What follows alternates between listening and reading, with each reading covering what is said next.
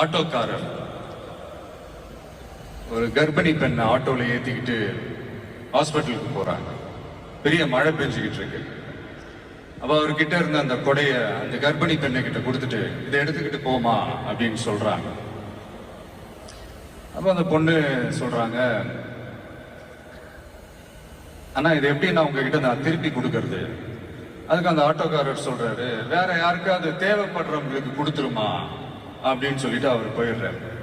அந்த கர்ப்பிணி பெண் அந்த கொடையை எடுத்துக்கிட்டு ஹாஸ்பிட்டல் வாசலுக்குள்ள போகும்போது அந்த வாசல்ல ஒரு பெரியவர் மழைக்கு பயந்துகிட்டு அப்படியே கை கட்டிக்கிட்டு நின்றுட்டு இருக்கிறாரு. அந்த கர்ப்பிணி பெண் அந்த கொடைய அந்த பெரியவர்கிட்ட கொடுத்து, ஐயா இதை எடுத்துட்டு போங்க ஐயா அப்படின்னு சொல்றாங்க. அதுக்கு அந்த பெரியவர் இதே மாதிரி கேட்கிறாரு, அம்மா நீங்க யாருன்னு எனக்கு தெரியாது, எப்படிமா இந்த கொடையை நான் திருப்பி உங்ககிட்ட கொடுக்கறது?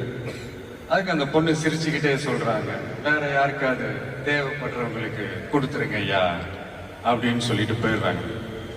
உடனே அந்த பெரியவர் கொடையை எடுத்துக்கிட்டு பஸ் ஸ்டாப்புக்கு வர்றாரு. பஸ் வருது, ஏறி போகும்போது அங்க பாக்குறாங்க ஒரு பூக்கார அம்மா பூவை வச்சுக்கிட்டு ஒரு அட்டையை இப்படி மழைக்காக பிடிச்சிக்கிட்டு உட்கார்ந்துட்டு இருக்கிறாங்க.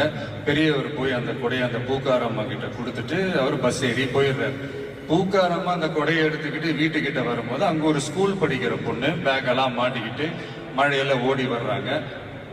அவங்க போய் அந்த ஸ்கூல் பொண்ணு கிட்ட கொடையை கொடுத்துட்டு, மழையில நனையாதம்மா இதை எடுத்துக்கிட்டு போங்க அப்படின்னு சொல்றாங்க. அந்த பொண்ணு தேங்க்ஸ் அப்படின்னு சொல்லிட்டு வீட்டுக்கிட்ட வரும்போது அந்த பொண்ணோட அப்பா பதட்டத்தோட வாசல்ல நின்றுட்டு இருக்கிறாரு. பொண்ணு மழையில நனைஞ்சுக்கிட்டு வரணுமே அப்படின்ட்டு. அந்த அப்பா வேற யாரும் இல்ல, அந்த ஆட்டோக்காரர்.